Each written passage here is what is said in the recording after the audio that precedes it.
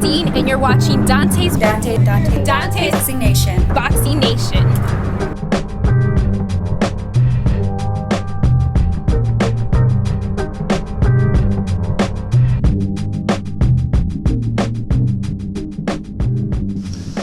Dante's Boxing Nation, what's going on, guys?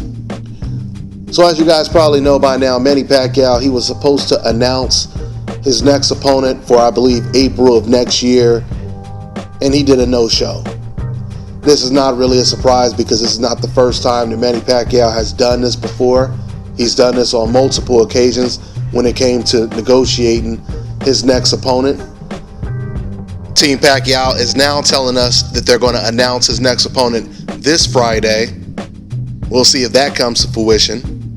But anyway, it's pretty interesting because he's in the same situation he was in, or a very similar situation that he was in when he had to either fight Tim Bradley in a rematch, Ruslan Provodnikov, or it was one more opponent. I forget who it was, but it was another tough opponent who had power, who would have, created challenges for Manny Pacquiao. Manny Pacquiao decided to fight Tim Bradley a second time. Now, what's so hypocritical about that move is, if you guys remember, when Manny Pacquiao lost Tim Bradley in the first fight, Manny Pacquiao, who lost his belt to Tim Bradley, right? He said that he wasn't going to fight Tim Bradley in a rematch. I was telling you guys, Bob Arum wanted to make the rematch. It was Manny Pacquiao who decided he did not want to fight Tim Bradley again. So he decided to fight Juan Manuel Marquez a fourth time, right? Now, what's interesting about this is before he decided to fight Tim Bradley, I remember telling you guys there's only one reason why he wouldn't fight Tim Bradley, and that's because he realizes how difficult that first fight was. And he knows that he's putting everything on the line if he goes in there and he loses again. Then he can't use the excuse that he was robbed and et cetera, and the first fight he really won. He can't use those excuses if he loses a rematch, right? So what does Manny Pacquiao do right after he loses to Tim Bradley? He goes on ESPN and they ask him, if you thought you beat him, if you thought you were robbed, they pretty much said the same thing I said.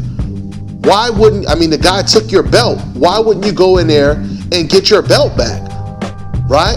Why wouldn't you avenge that robbery? And Manny Pacquiao simply said, there's no reason for me to fight Tim Bradley again because everyone knows that I beat him the first time. So there's no reason for me to fight him again. But then all of a sudden, when Bob Arum gives him an option to either fight, at the time, the very tough Ruslan Provodnikov, right? And like I said, once again, it was one more other fighter who was a dangerous opponent. And third, it was Tim Bradley. Manny Pacquiao had to choose who he was going to fight. So after he says there's no reason for him to ever fight Tim Bradley again, all of a sudden he fights him again. Why? It would seem that he would think that because Tim Bradley is not as hard of a puncher as Ruslan Provodnikov, he has a better chance of beating Tim Bradley in a rematch, right?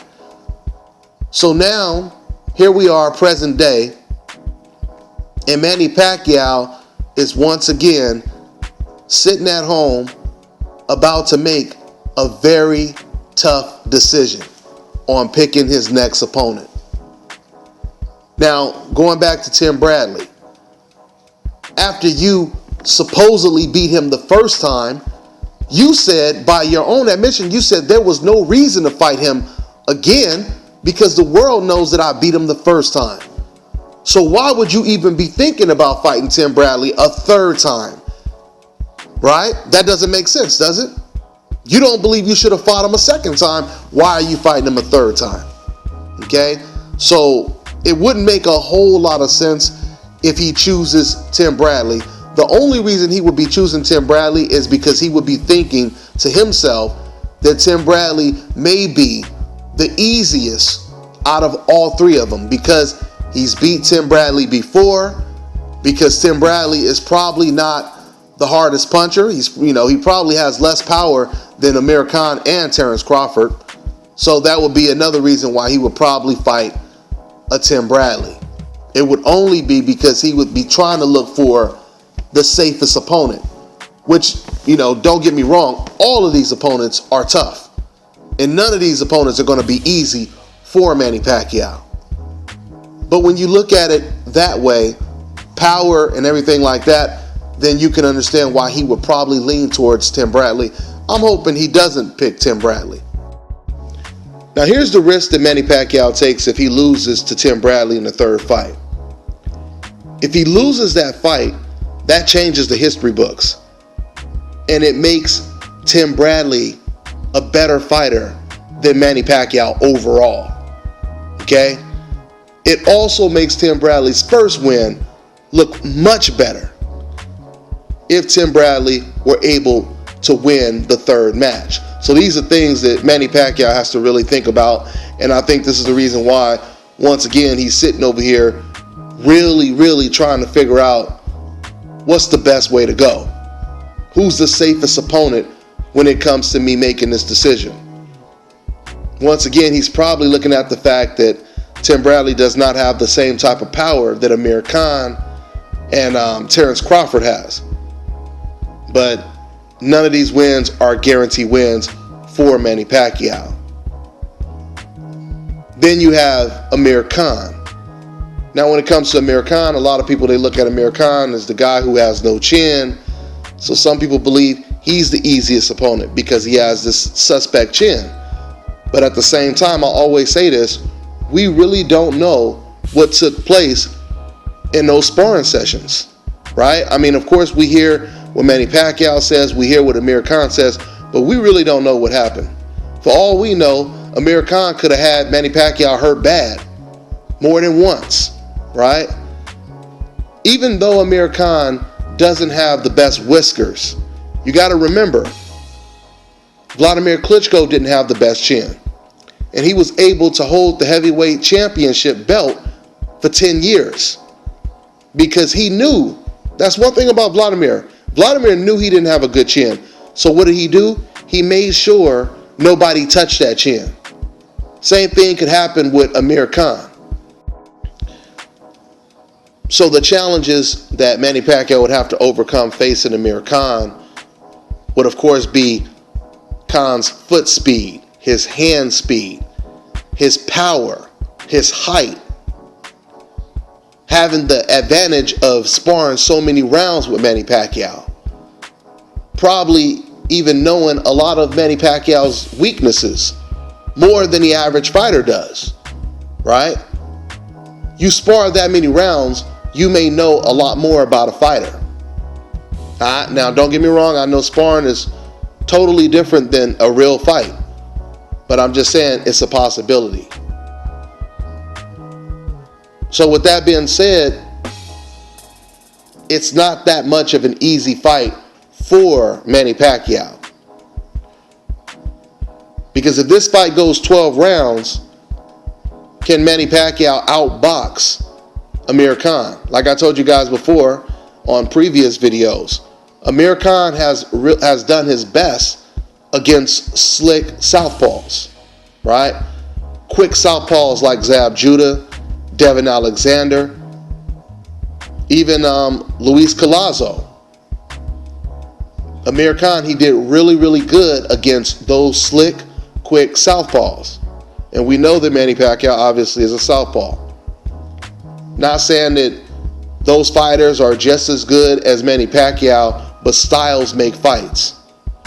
And last but not least, you have Terence Crawford. I believe Terence Crawford is the fighter that Bob Arum wants Manny Pacquiao to choose. And he's also the fighter that I want Manny Pacquiao to choose. Maybe that's just me as a boxing fan being selfish because I know that this is the best fight.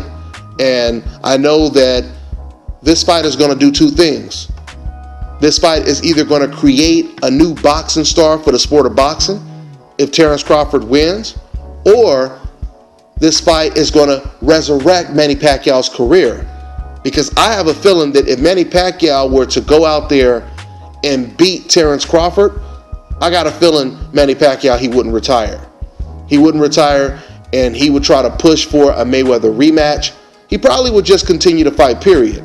I know Manny Pacquiao has said on numerous occasions that he's not going to retire unless he feels his body can't do it anymore, which we hear a lot of fighters say. Okay? So if he goes in there and he were to beat a guy who's considered the future of the sport, which is Terence Crawford, I can't see Manny Pacquiao retiring. So that's why I would love to see that fight. Once again, you know, with the whole, going back to what I said earlier, with Tim Bradley, Manny Pacquiao himself, he already said there's no reason for him to fight Tim Bradley a second time, so why is he contemplating fighting him a third time, right? Amir Khan would be a decent fight, but yet at the same time, the best fight to be made is Manny Pacquiao against Terence Crawford.